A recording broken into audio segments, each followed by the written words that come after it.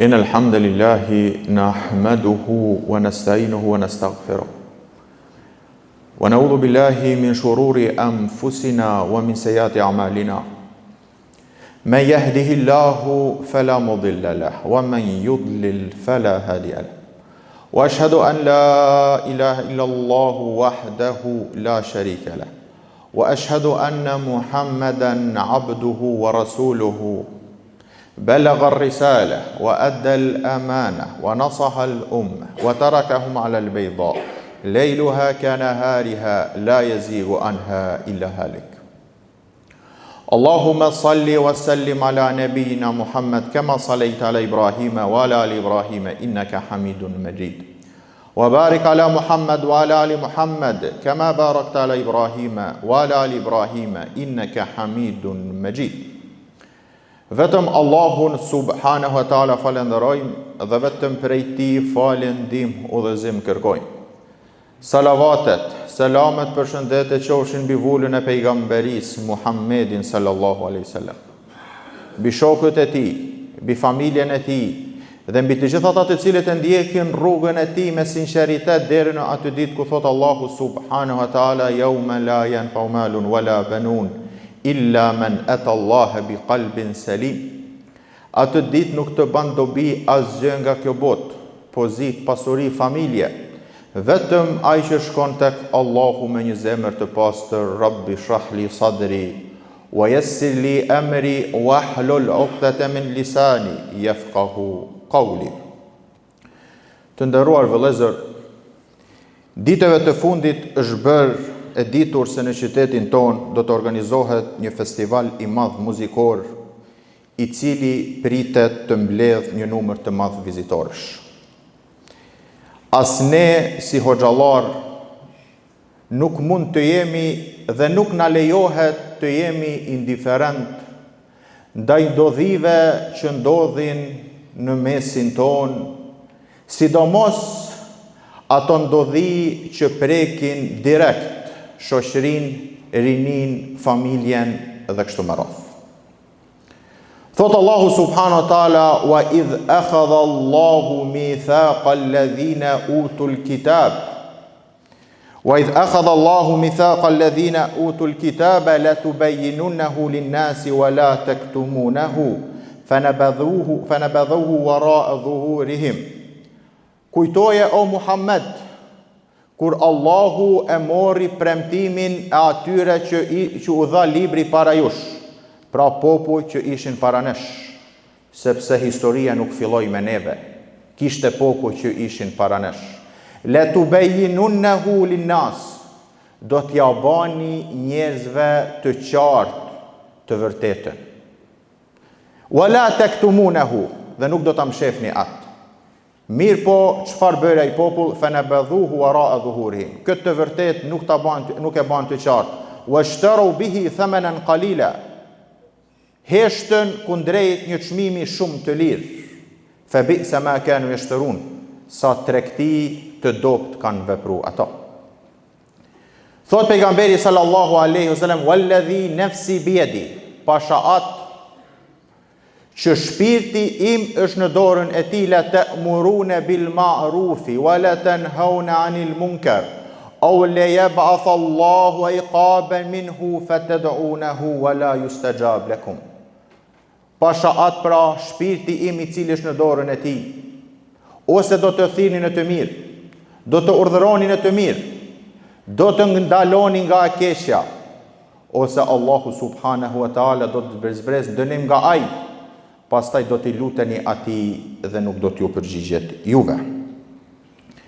Pra të nderuar vëllezër, derisa ka në mesin ton njerëz që thrasin në të mirë dhe ndalon nga keqja, është garant se Allahu subhanahu wa taala e vonon zbritjen e dënimit të tij me shpresën se do të ndikoj pra kjo thirrje dhe njerëzit të reflektojnë dhe të kthehen në rrugë të drejtë. Është fakt se nuk do të ketë kohë ku s'do të ketë njerëz të mirë.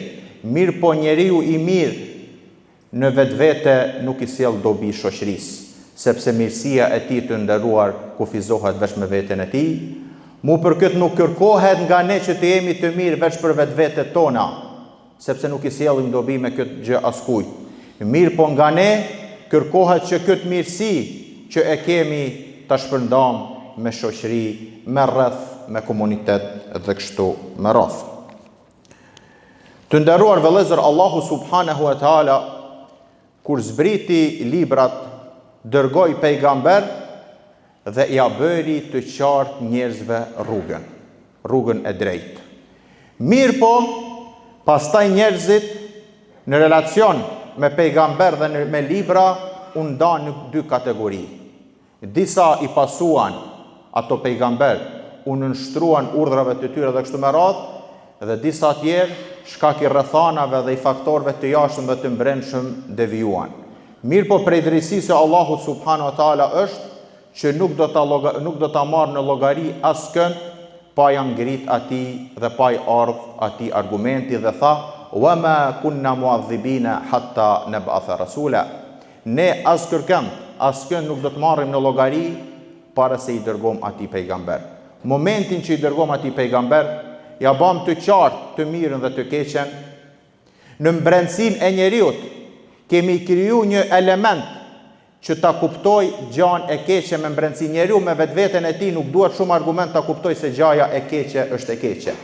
Mirë po varësisht sa ka ra pra dhe sa ka ndiku shejtani në prishjen e kësaj natyrshmërie, aq edhe ky njeri devijon. Për këtë thot Allahu në një hadith kutsi: "Inni khalaqtu ibadi hunafa." Une I krijova njerëzit në natyrshmëri të pastër. E shihni fëmia të nderuar vëllezër 2, 3, 4, 5, 6, 7 vitet e para është I paprishëm. Nuk dhe me thanë se është I paprishëm, thjesht është në natyrshmëri të pastër. Pastaj thot, ka ardhur shejtani dhe ja ka prish këtë natyrshmëri, varësisht sa ka ndiku dhe sa I ka hap rrugë ky person shejtanit të ndikojë te ky person. Të nderuar vëllezër, historikisht pra njeriu mund të gaboj. Mund të gaboj dhe nuk ka njeri pa gabime. Mund të bjerë në gabime të vogla dhe mund të bjerë në gabime të mëdhaja. Deri këtu është e kapshme.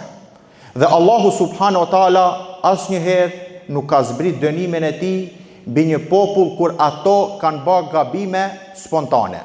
Po, mund të ketë ndiku ky mëkat tek personi që ka bërë një vepër dhe ai person I ka shiju mëkate, e ka shiju pasojat atyre mëkateve që I ka bërë si person. Mirë po jo si shoqëri dhe jo si kolektiv. Momentin kur të nderuar vëllezër Allahu subhanahu wa taala ka zbrit dënimin. Momentin që në një shoqëri është bë mëkati haptas dhe në mënyrë publike. Në momentin që një vend, një person dhe një qytet është identifiku me një mëkat të caktuar. Të nderuar vëllezër, Allahu subhanahu wa taala ka ligje dhe zakone. Kur plotësohen disa kushte, kur largohen disa pengesa, Allahu subhanahu wa taala e realizon zakonin dhe ligjin e tij hynor në tokë. Dhe kështu kemi shumë raste në Kur'an, vetëm nëse e marrim rastin e popullit të Lutit. Çka thot Allahu subhanahu wa taala për popullin e Lutit? Wa ta'tuna fi nadikumul munkar. Ju pra keni fillu atë mëkat ta bani haptas. Momentin që njeriu pra apo në momentin që shoqëria fillon dhe I ban Allahut mëkat haptas të nderuar vëllezër, kjo është ma ka ardhë në atë shkallë që Allahu subhanahu wa taala pra na ka tregu se zbret dënimi I tij, Allahu na ruaj. Pra, wa ta'tuna fi nadikumul munkar. Momentin që ju filloni t'i bani mëkatet haptazi. Mos tham se në nivel global, mirë po mendoj se si rezultat apo si shkak I këtij Exit Festival, sot ulqini pra njifet në Evropë se në ulqin do të organizohet një festival me përmasa të tilla. Pra, fjala publike të nderuar vëllezër është përgjegjësi dhe nuk u mjaftova veç me ata që kam dëgjuar se çka bëhet në këtë festival. Mirë po e bana dhe një hulumtim blitz, shof, sepse si thash fjala publike është përgjegjësi se çka bëhet në këtë festival. Dhe nuk gjeta të nderuar vëllezër një definim ma të mirë. Po nëse më pyetën dikush, ma definoj një gjë ku mblidhen të gjithë gjërat ma të këqija çka munden mu bë në tokë, alkohol, drog, prostitucion, muzikë e cila me fjali morale, do të thonë shfrenim, shthurje, zhveshje, pra ma defino diçka që ma keq nuk ka ku shkon, e kisha definu me Exit Festival. Pra të nderuar vëllezër, sot pra fillon dhe 3 ditë radhazi që parashihet një numër mbi 40.000 veta që t'i bajnë Allahut mëkat ditën dhe natën. Të nderuar vëllezër, është fakt se ndoshta për ne nuk është diçka e madhe. Arsyeja është wa ma qadarullaha haqqa qadri, sepse ne nuk e dimë dhe nuk e ndjejmë madhështinë e Allahut subhanahu wa taala. 40.000 vetë në një vend t'i bahet mëkat Allahut me mëkatet më të mëdha që janë të mundura të nderuar vëllezër, dhe rreziku më i madh se vetë mëkati është se tek ne kjo gjë është normale ndoshta. Me pretekstin më thojza se do të sjell ndonjë fitim ekonomik, qoftë edhe ky përfitim qoftë në dëm të familjes, në dëm të qytetit, në dëm të fesë, në dëm të vlerave morale dhe kështu me radhë. Të nderuar vëllezër, nëse një prind e pyesim, a kishe pas dëshirë shkak i një fitimit 5.000-10.000 euro pa marrë parasysh, fëmia të dehet, të drogiratet dhe kështu me radhë dhe pasoja, a kishe pranu një gjë të tillë? Mendoj një prind që i thot vetit prind nuk e kishte pranu. Mirë po, me normalizimin e kësaj gjaje dhe këtij eventi dhe këtij festivalit të nderuar, ne në mënyrë indirekte jemi të ja hap derën një gjëje e tillë të ndodh. Dikush mund të thotë, nuk kemi çfarë të bëjmë. Nuk mund ta ndalojmë dhe kështu me radhë. Kush tha që kërkohet nga ti ta ndalosh? Allahu subhanahu wa taala shka tha, la tukallaf illa nafsak. Ti nuk merresh në llogari vetëm me atë që ke mundësi ta veprosh. Nuk kërkohet nga ti të nderuar vëllezër ta ndalësh, sepse përgjegjësia bjen mbi ato që e kanë nënshkruar që ky festival të bëhet në Ulqin. Mirë po, ti ke përgjegjësi ta veprosh atë gjë që ti është në mundësinë tënde. La tukallaf illa nafsak. Ti merresh në llogari për mundësinë që ke. Duke filluar tek familja jote, tek rrethi jot dhe tek çdo kush që ti ke ndikim.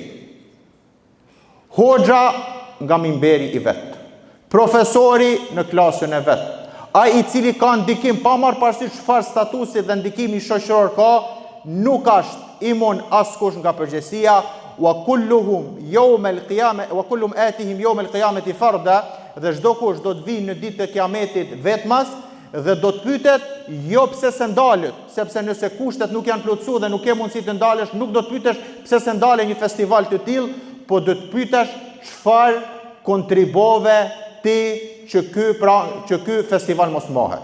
Çka ke kontribu? S'ke mujt më ndal në rregull, por a kryve obligimin tanë qytetar, obligimin tanë fetar, obligimin tanë moral, që ky thjesht shokun që ndoshta ka qenë me dy mendje atë prezantojnë a mos prezantojnë në këtë festival, a thave fjalën tonë që ky person mos të prezantojë aty dhe të tregoj për dënimet që ka ai person që prezanton atë vend. Pra të nderuar vëllezër, la tukallaf illa nafsak, nuk do të merresh në llogari pse se ndale, mirë po, nuk do të shpëtosh nga të marrit në llogari se a vave atë që patë mundësi. Pra mos ti ngatrom këto dy gjëra të nderuar. Është fakt siç thash, nëse kushtet dhe nuk ka në mundësinë tënde se Allahu nuk e ngarkon njeriu më shumë se sa ka mundësi. Po një të njëjtën kohë të nderuar vëllezër nuk e liron nga përgjegjësia dhe të vepruarit atë që ka mundësi. Pra, këto dy gjëra. Nuk ngarkohesh më shumë se sa ke përgjegjësi dhe më shumë se sa ke mundësi, kjo është diçka, mirë po njëkohësisht nuk lirohesh nga ajo që ke mundësi. Thot pejgamberi sallallahu alaihi wasallam, mathalu al-qaim ala hududillah. shembulli i atij i cili i respekton kufijtë e Allahut subhanahu wa taala. Dhe shembulli i atij që nuk i respekton kufijtë dhe i shkel normat e Allahut subhanahu wa taala, është shembulli i një shoqërie që ka hyp në një anije, ka hedh short edhe ka hyp në një anije. Anija është në dy kate. Kati i parë dhe kati i dytë. Kati i dytë, të nderuar vëllezër, është ajo kategori që thret në të mirë ndalon nga keqja dhe kështu me radhë, ndërsa kati i parë janë ato të cilët tregojnë neglizhent dhe i shkelin urdhrat e Allahut. Dhe këto dojnë ujë dhe ngjiten lart për me marr ujë dhe i shqetësojnë këto që janë në katin e dytë të anijes. Dhe këto janë ndalojnë dhe i thonë mos u ngjitni lart, mos na shqetësoni me këto vepra. Atëherë çka thonë ta? Mirë pra, nëse nuk na lejoni për mu ngjit lart për me marr ujë, ne do ta çelim anijen nga mesi dhe do ta shtim kovën dhe do të marrim ujë. Çka thot pejgamberi sa? Po këto kati lart, ti kishte leju këto ta çelin në mes të anijes, do t'ishin fundos ato edhe këto. Të nderuar vëllezër, ky hadith na jep të kuptojmë se përgjegjësia kolektive nuk dallon pastaj ai i cili e ka bë dhe ai i cili nuk e ka bë. Pra, si thot në një fjalë popullore, e han edhe i njomi në për të thatë. Pra, të nderuar vëllezër, e kemi obligim fillimisht fetar, pastaj kemi obligim shoqëror, familjar dhe gjithë që të kontribuojmë varësisht mundësisë që kemi që këto gjëra, të nderuar vëllezër, mos të ndodhin në qytetin tonë. Këto gjëra mos të normalizohen në qytetin tonë. Mos të identifikohet qyteti jonë me kësi gjëra, të nderuar vëllezër. Me këto, sepse si thash, festival. Shtrohet pyetja çka promovon ky festival. Nuk kemi kundër turizmit, kundër ardhjes së turistave, kundër zhvillimit ekonomik, kundër, jo, absolut. Mirë po, jemi kundër promovimit të çdo gjaje, të nderuar vëllezër, e cila është negative dhe bjen ndesh me fenë, bjen ndesh me moralin dhe bjen ndesh me vlerat e natyrshmërisë së njeriut, të nderuar vëllezër. Dhe më absurdja, të nderuar vëllezër, për fat keq njeriu nga një herën kur nuk ka çka thot, kur atëherë dhe qeshet prej zorit. Është interesant se këto organizatorët një dhurat që dojmë ja bë qytetit Tulqinit, është që dojmë ja la një skulptur të lartë 12 metra. Dhe hyna dhe lexova arsyeën e kësaj skulpture, një prej arsyeve është se mbrojtjen e natyrës edhe mbrojtjen e femrës. Subhanallah.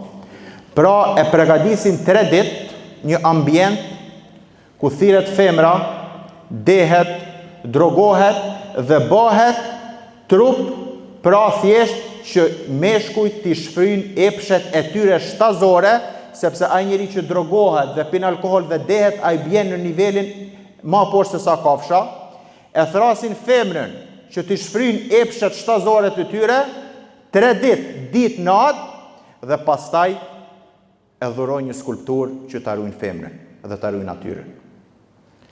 A dini ku jemi duke jetuar, të nderuar vëllezër? Thjesht, po them, nuk po shikom nga këndi fetar, thjesht ta shikom edhe nga këndi logjik. Pra njeriu me ta nënshmu intelektin, me ta nënshmu logjikën, pra do ta lëm një skulptur, do t'ia dhurojmë qytetit Tulqinit një skulptur që kjo simbolizon ruajtjen e femrës. Pra 3 ditë nuk i lanë gjë keqe pa vepru që është në dëm të femrës, në dëm të fëmijët, në dëm të shoqërisë, në dëm të rinisë dhe kështu me radhë, dhe pastaj duke mbledh të keqen dhe lutim Allahun subhanahu wa taala nëse organizohet këtë vit, mos të përsëritet vite tjera, atëherën thot e lam një skulptur që do ta ruaj natyrën dhe do ta ruaj femrën. Shtrohet pyetja, ato njerëz që i organizojnë këto gjëra nuk i besojnë Allahut subhanahu wa taala. Mirë po mund të them do shta besojnë natyrën. Atëherë shtrohet pyetja, natyrën si janë duke e rujt, nga kush janë duke e rujt. Dhe shtrohet pyetja, një skulptur a do ta mbroj vërtet natyrën. Pra të nderuar vëllezër, siç thash, Allahu subhanahu wa taala kur e lavdroi gjeneratën e art, shokët e pejgamberit sallallahu alaihi wasallam, dhe neve na tha fa in amanu bimithli ma amantum bihi faqad ihtadaw, nëse ju besoni ashtu siç kanë besu ata. kush kanë qenë besimtar kur ka zbrit Kur'ani, kanë qenë shokët e pejgamberit sallallahu alaihi wasallam. Allahu subhanahu wa taala shokët e pejgamberit i llogariti njerëz më të mirë që kanë shkel në rrezullin toksor. Kuntum khayra ummatin, ishit populli më i mirë. Pse? Pse kishit sytë e zi? Jo. Po shka? Ukhrijat linnas. E nxorët njerëzimin ukhrijat linnas. Nga devijimi, nga errësira. Ta'muruna bil ma'rufi wa tanhauna 'anil munkar. Këto dy gjëra wa tu'minuna billah. Këto tri gjëra të nderuar vëllezër, është ajo gjë që e bën njeriu ose e ngrit tek Allahu subhanahu wa taala, urdhërimin në të mirë, ndalimin nga keqja dhe besimin në Allahun subhanahu wa taala ose e kundërta. Pra, ose do ta pasom pejgamberin sallallahu alaihi wasallam, apo do t'i pasom shokët e pejgamberit në këtyre me pejgamberin sallallahu alaihi wasallam. Do të thrasim në të mirë, do të ndalom nga keqja. Të keqes do t'i thom e keqja. E zezës do t'i thom e zezë. Vlera do t'jetë vlerë dhe antivlera do t'jetë antivlerë, dhe ose Allahu na ruaj. Le jushik, pejgamberi thot, do kam frikë, jushik pra afër është zbritja e një dënimit. Pastaj do ta luteni Allahun subhanahu wa taala, mirë po nuk do t'ju përgjigjet. Dhe gjithë e dim të nderuar vëllezër se kur zbret ndonjë termet, ndonjë fundosje, ndonjë diçka më radh, njerëz më njëherë reflektojnë. Mirë po, nuk i pramohet. Pse? Pas keni thirrë në të mirë dhe s'keni ndaluar nga keqja. Atëherë thot pejgamberi, do t'i luteni. Mirë po do t'jetë vonë. Atëherë të nderuar vëllezër, sa nuk është bë vonë. Çdo kush nga ne, siç thash, prej pozitës dhe statusit që e ka, ta ngre zonin. Edhe nëse si vjet do të bëhet. E lutim Allahun subhanahu wa taala që ndodhi dhe evente dhe festivale në thojza të tilla mos të organizohen në qytetin tonë, sepse siç thash, janë në dëm të rinisë, janë në dëm të familjes, janë në dëm të shoqërisë dhe në krye janë në dëm të fesë. Aqulu qawli hadha astaghfirullaha li wa lakum wa lisairil mu'minina min kulli dhanb fastaghfiru innahu huwal ghafurur rahim.